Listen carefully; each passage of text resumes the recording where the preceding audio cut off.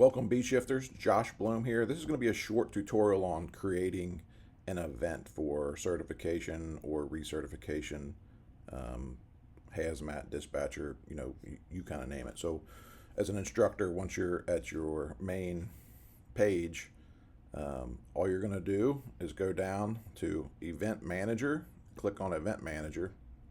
Once you're to Event Manager, you would see all of your events. You're just going to go to the top right where it says New, click New, and you're ready to start a new event. So on this page, you could hover over this question mark, active status. So when you're ready for it to be active, you could click that. And if you want it to be public on the BeeShifter website, so outside students outside your agency could sign up online, you just click there.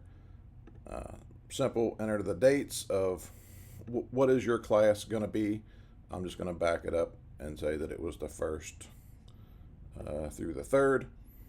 What is the name? We'll just say 3-day Cert Lab. Select the location. So where exactly are you doing this class? We'll just say it's at Bloomsville Fire Protection District. The type of event that you're actually doing. So is it IC certification, hazmat certification? Is it continuing education for recertification? So anytime you're doing a recertification class, just enter it as continuing education. So you use IC certification for initial certification, continuing education for anything beyond their initial certification. So if I hit continuing education, I can enter how many hours that we're going to give there, how many seats are available for it. I can put the price in here of what you're going to charge. This Blue Card collects no money. This is just a price so that when they reach out to you, they know what they're going to be paying. Because we click continuing education, it will not let you click IC certification. So it's IC CE event. It could be dispatcher CE event. It auto fills the address in as long as you have that entered for your CTC. And then I could just type in here 3-day Cert Lab for continuing education and recertification. And then I just hit save changes. So when I hit save changes, that then allows me to move to the next piece. So I move over and add attendees. So what attendees are going to be attending? So you can add attendees from organizations that you have access to.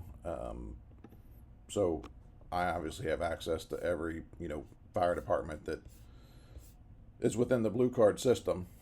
I'm going to use, I'll just go to Springdale Fire Department, and then I could click who needs. So only people who are going to pop up on here are people who are eligible, who could attend. So I would just click who is going to be attending. Once I click who's attending, it automatically adds them to the student roster.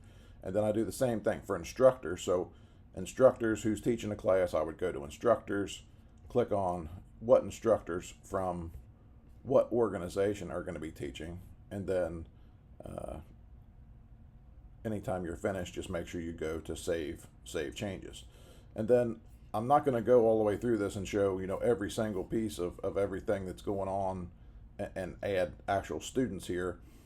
But once I have students added, it would take me to evaluation. So then it would show me give me the opportunity and show me that page so that I could complete IC1 and IC2 evals for everybody who is on the roster. And then lastly, we would just want to make sure that we finalize the event. So possible credit hours that are available, 12 credit hours potentially available for this, and just make sure that you finalize event. So again, a question mark here, checking finalized, it'll lock the event. So once it's locked, it's locked. So just make sure you have all of that information correct. So it's really pretty simple. So we'll just go back to that profile page. You just fill in the blanks, put the information you want in there, make sure you hit save changes, go to attendees, and in your system it should be pretty easy because you probably only have access to 1 or 2 fire departments. Click your fire department, click the people who are going to be attending that class. Once you do that, hit Save Changes, and then you can go to the evaluations. Once you go to the evaluations, it then gives you that list of students that you added. You check those people off for what simulations that they actually successfully completed, and then hit Save Changes, and then just go to Finalize. So we hope you find this helpful. As always, if you got any questions on this, you can always reach out to the office or Josh at bshifter.com.